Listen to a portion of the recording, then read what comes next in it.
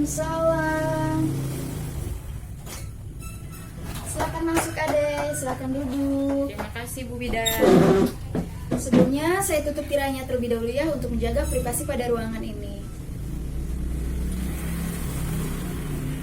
Bagaimana kabarnya hari ini Ade? Alhamdulillah Bu Bidan, kabar baik. Alhamdulillah, semoga hari ini dan seterusnya baik selalu ya.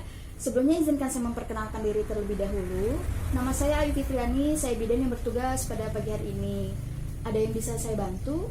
Jadi begini Bu Bidan, akhir-akhir ini saya merasa nggak pede gitu dengan bentuk tubuh yang saya seperti ini kan, gendut. Jadi datang saya ke sini itu ingin berkonsultasi bagaimana cara diet yang baik dan benar itu seperti apa gitu. Oh, jadi seperti itu ya. Oke, baik. Sebelumnya Ibu Bidan sangat apresiasi sekali ya karena Ade mau datang ke sini untuk melakukan konsultasi ya. Tapi sebelumnya kita isi data terlebih dahulu ya. Untuk namanya siapa, Ade? Putri, Putri ya. Umurnya berapa? 17 tahun, 17 tahun. Alamatnya di mana? Labuan. Di Labuan. Oke, baik, pengisian datanya sudah selesai ya. Tapi sebelumnya Ibu Bidan panggil Putri saja ya agar terdengar lebih akrab gitu ya. Ya. Oke, baik Putri, Ibu Bidan mau tanya nih. Menurut Putri, kesehatan gizi pada remaja itu apa aja sih contohnya?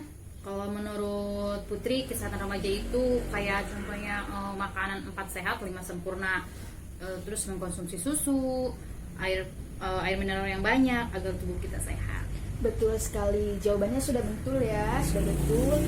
Tapi nanti Ibu Bidan bantu jelaskan lebih rinci lagi ya dengan melakukan konseling. Nah, konseling ini bertujuan agar Putri tahu nih kesehatan gizi pada remaja yang seimbang itu apa saja, kemudian makanan yang harus dikonsumsi apa saja, makanan yang tidak boleh dikonsumsi apa saja ya, kemudian diet yang baik dan benar itu seperti apa ya. Nah, konseling ini kira-kira membutuhkan waktu sekitar 30 menit. Apakah Putri bersedia? Ya, bersedia Bu Bidan.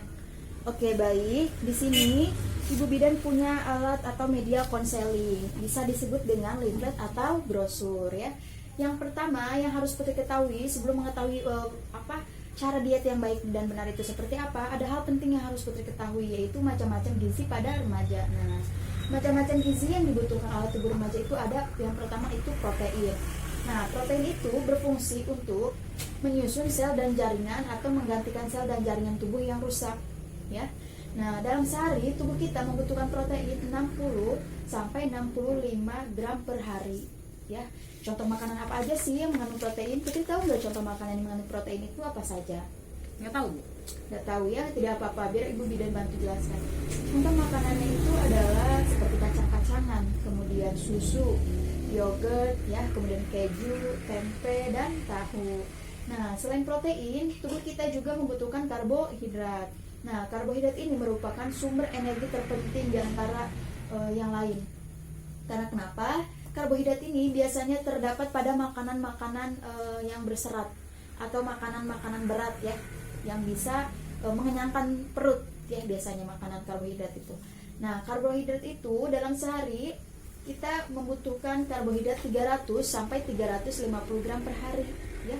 Contoh makanannya apa aja sih? Contoh makanannya itu nasi putih, kemudian beras merah ya, kemudian gandum, kemudian oatmeal ya, mengandung banyak karbohidrat. Nah, kemudian selain protein dan karbohidrat, tubuh kita juga membutuhkan vitamin.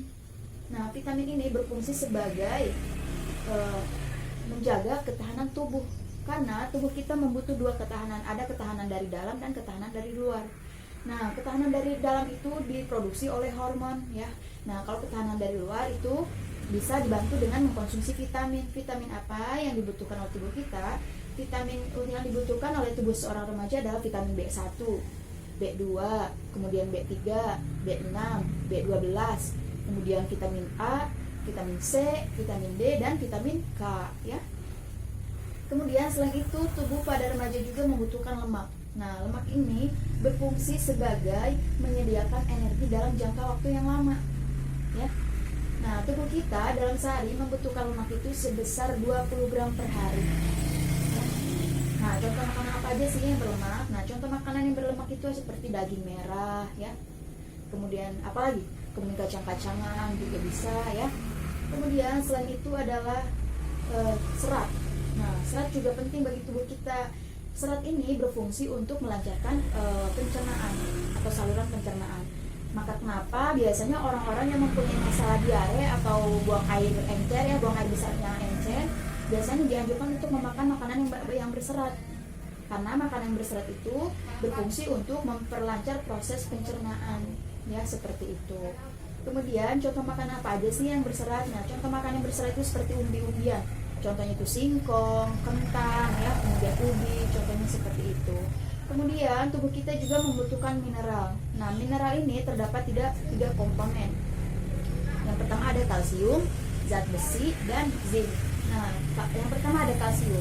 Tubuh kita dalam sehari membutuhkan kalsium sekitar 1.300 mg per hari. Nah, contoh minuman apa aja sih atau makan apa aja sih yang mengandung kalsium? Contohnya itu makanan yang olahan susu seperti keju, yogurt, ya. Kemudian apa lagi? Yogurt, susu, keju seperti itu ya. Kemudian selain kalsium, tubuh kita juga membutuhkan zinc atau zat besi. Nah, dalam sehari tubuh kita membutuhkan zat besi 10 sampai 13 mg per hari ya. Nah, contoh makanan yang mengandung zat besi itu sayur-sayuran yang berwarna hijau biasanya ya. Tapi Putri nggak suka sayur-sayuran yang berwarna hijau, Bu. Loh, kenapa? Padahal sayur-sayuran yang berwarna hijau itu bagus untuk kesehatan tubuh agar tubuh kita terhindar dari anemia. Nggak enak, Tay.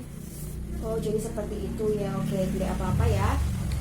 Selanjutnya hal penting yang perlu Putri ketahui adalah pentingnya gizi remaja dan kegunaannya. Karena kenapa? Karena pada usia remaja biasanya disebut dengan proses pertumbuhan yang sangat pesat, baik secara fisik, kognitif, kemudian dan organ reproduksinya juga bertumbuh pada atau bisa berkembang pada saat mulai berkembang pada saat proses pada usia remaja seperti itu ya. Nah, kemudian kenapa tubuh kita memerlukan gizi ya? Karena tubuh kita pada saat masa reproduksi atau pada saat masa remaja, tubuh kita itu membutuhkan asupan gizi yang cukup untuk menunjang pertumbuhan yang baik dan optimal sehingga organ-organ dalam tubuh kita itu dapat berfungsi dengan baik. Seperti itu. Kemudian kita juga harus memperhatikan kecukupan gizi pada remaja, di mana asupan gizi yang baik adalah asupan yang mencakupi kebutuhan tubuhnya dengan mengkonsumsi protein, karbohidrat, lemak, serat, vitamin, dan mineral ya, dengan kebutuhan pada masing-masing orang seperti itu. Oh, pantas saja Bu Bidan. Saya mengalami perubahan berat badan yang sangat pesat, Bu. Sampai-sampai badan saya menjadi gemuk seperti ini. Nah, itu bersifat wajar sekali karena Putri ini kan masih ada pada usia 17 tahun ya. Jadi tubuhnya itu masih memproduksi hormon secara aktif-aktifnya. Jadi pada usia remaja itu biasanya mudah lapar ya, kemudian ingin ngemil ini itu ya. Kemudian pola makan juga tidak teratur. Jadi tanpa Putri sadari pertumbuhan pada tubuh Putri sangat pesat seperti itu ya. Oh, seperti itu. Ya. Nah, kemudian yang perlu Putri ketahui adalah menghitung indeks massa tubuh. Nah, menghitungnya itu dengan cara apa? Dengan cara menghitung tinggi badan dan berat badan kita ya. Nah, agar kita tahu nih status gizi kita ada pada tingkatan yang mana, tingkatan kurangkah, normalkah, atau mungkin obesitas ringan, obesitas rendah, dan obesitas berat seperti itu. Apakah Putri bersedia untuk dihitung indeks massa tubuhnya? Bersedia Bu Bidan? Boleh. Oke, bersedia ya. Agar kita juga tahu status gizi Putri itu ada pada tingkatan mana sih ya. Nah, yang pertama tinggi tinggi badan Putri berapa? 155. 155 ya cm. Oke, berat badannya berapa? 63 kilo. Oke, 63 kg. Sebentar ya, Ibu Bidan coba hitung dulu. Oke, baik nih. Sudah ada hasilnya ya. Putri bisa lihat di sini. Nah, hasil dari indeks massa tubuh Putri itu ada pada angka 26,2 ya. Itu artinya ya, indeks massa tubuh Putri itu ada pada tingkatan obesitas ringan atau obesitas sedang ya. Ada pada tingkatan obesitas sedang. Seperti itu. Apakah itu masih dibilang normal Bu Bidan? Itu masih dibilang normal-normal saja ya. Tapi hanya saja sedikit kelebihan berat badan seperti itu ya, karena Indeks massa tubuh yang normal itu ada pada angka 18 sampai 25. Nah, sedangkan Putri hasilnya itu 26,2, hanya berbagi sedikit saja ya. Jadi hanya kelebihan berat badan, sedikit berat badan seperti itu ya. Oh, begitu ya Bu Bidan. Iya, seperti itu. Nah, kemudian hal yang perlu Putri ketahui lagi adalah anemia pada remaja. Ini sangat penting sekali. Nah, anemia adalah suatu kondisi di mana tubuh kekurangan sel darah merah, ya. Nah, yang disebabkan karena kurangnya mengkonsumsi makanan yang mengandung zat besi, ya. Contohnya seperti sayur-sayuran hijau tadi, ya. Kemudian banyaknya konsentrasi darah yang keluar pada saat menstruasi juga berpengaruh, Putri. Karena pada saat kita menstruasi, apabila konsentrasi darah yang dikeluarkan itu terlalu banyak, nanti tubuh kita bisa mengalami kekurangan darah atau sel darah merah seperti itu ya.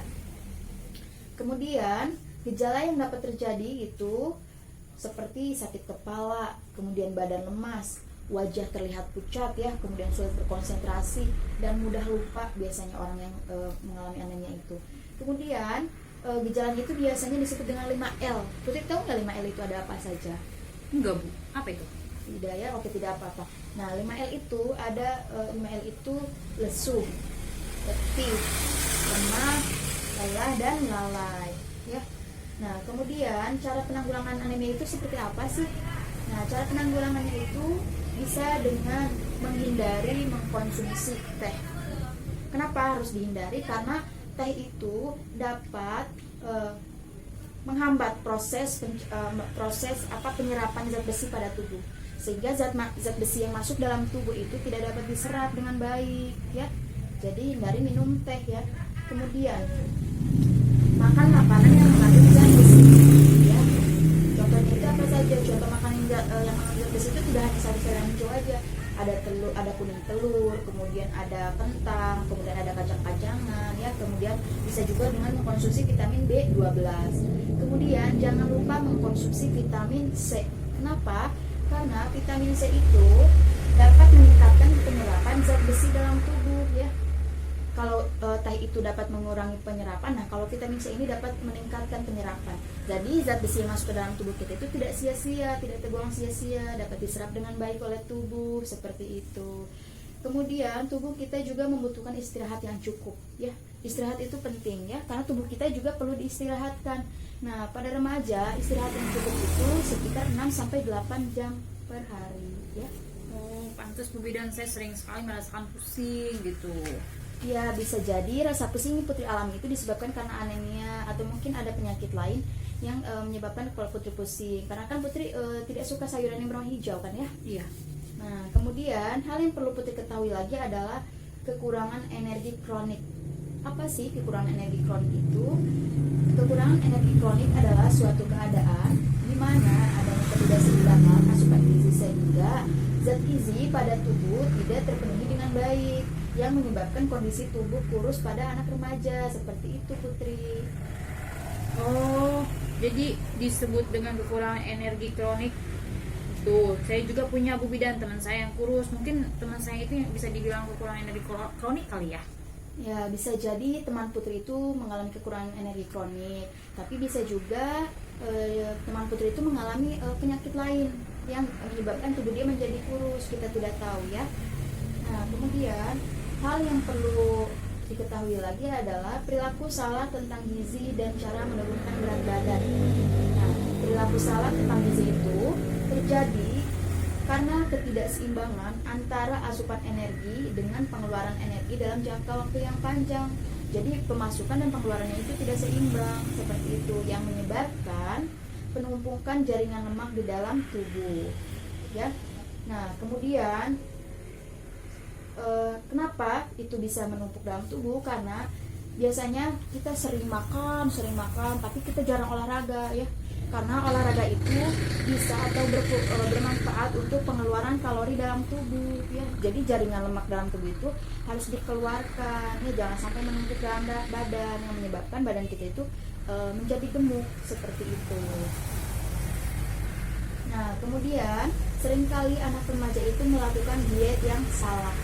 Nah, diet yang salah itu seperti apa? Nah, diet yang salah itu seperti dengan melakukan mogok makan. Ingat ya, kita tidak boleh melakukan mogok makan karena bagaimanapun tubuh kita itu harus dapat asupan nutrisi, asupan gizi dalam seharinya ya. Karena pada dasarnya diet itu mengurangi porsi makanan atau porsi makan kita dalam sehari-hari. Mengurangi porsi makanan, bukan mogok makan ya. Kemudian diet yang salah adalah mengkonsumsi obat atau jamu pelangsing atau penurun berat badan tanpa kita ketahui efek sampingnya itu seperti apa ya. Karena Ibu Bidan juga punya nih, pas waktu SMA ya, Ibu Bidan punya temen. Nah, teman Ibu Bidan itu mengkonsumsi obat-obatan yang seperti itu untuk menurunkan berat badan, tapi dia efek sampingnya itu sesak nafas. Gara-gara minum obat pelangsing itu dia jadi sesak nafas, kemudian tidak kuat naik tangga, kemudian kalau jalan terlalu jauh atau terlalu lama itu dia cepat sesak seperti itu ya. Jadi sangat berbahaya, tidak dianjurkan ya. Oh gitu ya Bu Bidan. Lalu cara diet yang benar dan baik itu seperti apa Bu Bidan? Nah, cara diet yang baik dan benar itu adalah yang pertama, jangan biarkan tubuh dalam keadaan lapar atau menahan lapar. Karena pada saat kita menahan lapar nih, terlalu sering menahan lapar, padahal perut kita ini lapar banget tapi ditahan-tahan terus karena ingin diet. Nah, itu dapat menyebabkan penumpukan rasa nafsu makan. Sehingga pada saat kita makan nanti porsinya jadi banyak karena kita menumpuk nih rasa nafsunya ya dalam diri. Kemudian yang kedua adalah perhatikan asupan nutrisi dalam tubuh ya. Kemudian yang ketiga, pastikan tubuh selalu terhidrasi oleh air putih. Karena dengan mengkonsumsi air putih dapat menyebabkan perut kita itu menjadi kenyang ya. Berapa sih asupan air putih yang perlu kita penuhi dalam sehari? Nah, asupan air putih yang perlu kita penuhi adalah sekitar 2 liter dalam sehari atau 8 gelas dalam sehari ya, seperti itu. Kemudian kurangi konsumsi garam ya. Kenapa harus mengurangi konsumsi garam? Karena dapat menyebabkan sulitnya proses metabolisme lemak pada tubuh ya. Kalau kita sering mengkonsumsi garam, nanti metabolisme lemak dalam tubuhnya itu tidak terproses secara optimal seperti itu. Kemudian jadikan apel sebagai cemilan wajib karena apel mengandung 200 kalori dengan kandungan protein dan serat yang tinggi, sehingga pada saat kita mengkonsumsi apel perut kita itu tidak mudah merasa lapar ya, seperti itu. Kemudian bakar kalori dengan rajin berolahraga, misalkan lari selama 15-30 menit per hari ya. Olahraga juga bagus untuk kebugaran tubuh ya. Jadi antara pemasukan dan pengeluaran itu harus seimbang. Nah, pengeluarannya itu bisa dengan melakukan olahraga untuk membakar kalori dalam tubuh kita, Putri ya, seperti itu. Kemudian tidur yang cukup. Seperti yang Ibu Bidan jelaskan tadi, kalau tubuh kita itu memerlukan istirahat sekitar 6-8 jam per hari pada anak remaja ya. Karena dengan tidur yang cukup dapat membantu melancarkan metabolisme kita dan memperbaiki atau pada saat tidur itu metabolisme tubuh kita itu diperbaiki ya, diistirahatkan seperti itu. Wah, terima kasih Bu Bidan atas penjelasannya. Saya banyak belajar dan saya banyak mengetahui hal-hal yang sebelumnya belum saya ketahui. Iya, sama-sama. Oh iya, sebelumnya apakah ada yang ingin ditanyakan atau mungkin ada hal-hal lain yang ingin dikonsultasikan kembali atau mungkin ada penjelasan saya tadi yang kurang jelas? Oh iya, Bu Bidan, saya mau tanya, kalau misalkan pada saat diet itu lebih baik kita makan nasi putih atau nasi merah? Nah, pertanyaannya bagus sekali ya. Nah, boleh dengan mengkonsumsi nasi merah. Nah, kenapa orang-orang yang melakukan program diet itu biasanya mengkonsumsi nasi merah dibandingkan nasi putih? Karena nasi merah itu memiliki kalori yang rendah dibandingkan dengan nasi putih.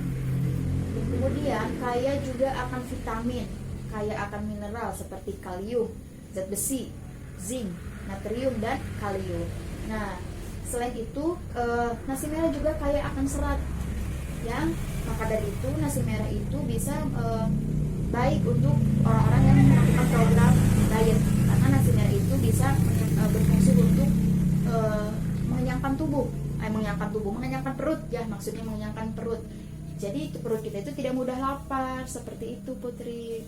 Oh, kemudian pola makan yang baik dan benar itu seperti apa untuk siang, Nah. pagi, dan malam? Oke, baik. Ibu bidan bantu jelaskan ya. Nah, pola makan yang baik pada orang yang melakukan program diet itu bisa dilihat di sini. Pada pagi hari itu cukup dengan mengkonsumsi 5 sendok nasi merah ya. Kemudian sayuran hijau yang dikukus ya, dan segelas jus buah ya.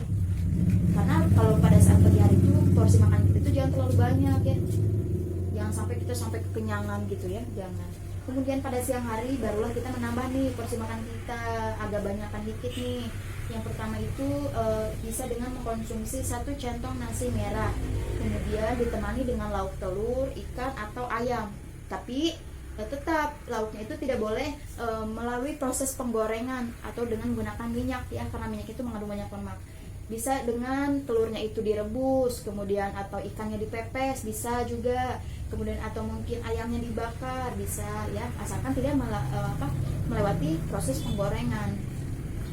Nah, kemudian pada malam hari ini harus dikurangi lagi nih porsi makanannya, cukup dengan konsumsi setengah centong nasi merah ya, ditambah dengan sayuran bayam misalkan ya, atau mungkin sayur bening tahu bisa juga, dan tidak makan makanan yang memiliki banyak karbo pada malam hari.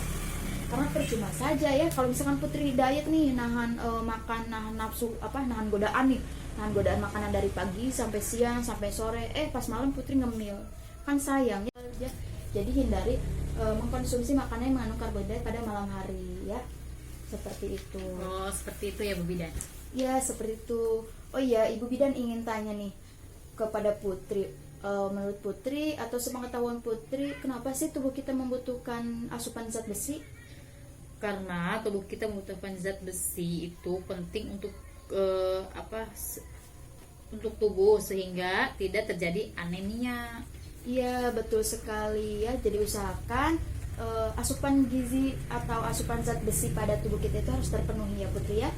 Kan tadi Ibu Bidan sudah jelaskan, tidak hanya zat besi itu tidak ada hanya pada sayuran hijau saja ya, bisa juga dengan konsumsi kuning telur ya. Putri suka makan kuning telur? Suka Bu Bidan? Ya, bisa diganti oleh dengan mengkonsumsi kuning telur ya, untuk mencukupi asupan gizinya. Nah, apakah ada yang ingin ditanyakan lagi? Tidak ada Bu Bidan. Terima kasih untuk penjelasannya, sangat bermanfaat sekali untuk saya. Sebelumnya saya belum tahu dan mengetahui hal-hal yang baik dan benar diet itu seperti apa. Karena penjelasannya Bu Bidan, saya jadi tahu. Terima kasih banyak Bu Bidan. Iya, sama-sama. Sudah menjadi kewajiban saya sebagai seorang bidan memberikan pelayanan yang terbaik untuk klien atau pasiennya ya. Terus oke, sebelumnya Putri apabila ada keluhan-keluhan ya, atau mungkin ada hal-hal yang ingin konsultasikan kembali, Putri bisa datang kembali ke sini. Atau mungkin Putri hari ini bisa melakukan program diet ya, kemudian 1 minggu ke depan Putri bisa datang lagi ke sini ya untuk melakukan konsultasi. Kita hitung lagi nih indeks massa tubuhnya ya, kira-kira nih diet Putri selama 1 minggu berhasil atau enggak ya. Kita bisa cek bareng-bareng di sini ya. Oke, seperti itu. Bisa datang kembali ke sini ya. Jangan sungkan untuk datang kembali ke sini ya. Baik Bu Bidan, sekali lagi terima kasih banyak ya Bu Bidan atas penjelasannya. Kalau sama-sama. seperti itu, saya pamit pulang dulu ya Bu Bidan. Ya, silakan. Assalamualaikum Bu Bidan. Waalaikumsalam. Hati-hati di jalan ya. Iya Bu Bidan. Semoga selamat sampai tujuan.